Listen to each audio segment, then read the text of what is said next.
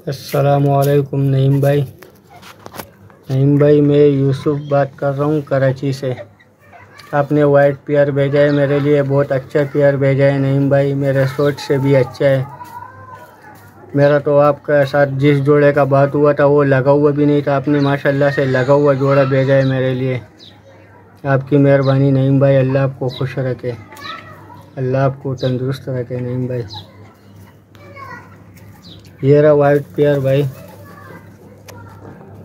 ये नईम भाई ने भेजा है कराची। माशाल्लाह से बहुत अच्छा पेयर है। जिस तरह मेरा दिल में था उसी तो उससे बेहतर जोड़ा भेजा है नईम भाई ने।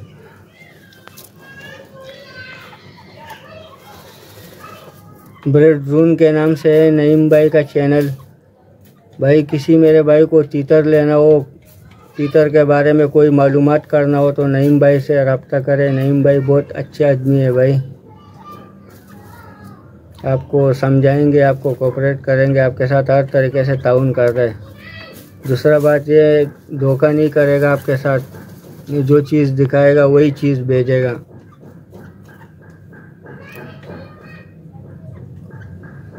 और माशाल्लाह से जहाँ से भेजा है भाई वहाँ से रास्ते में भी बिल्कुल पैक में सही किया हुआ था, पिंजरे में था, कपड़ा डाला हुआ था इसके ऊपर।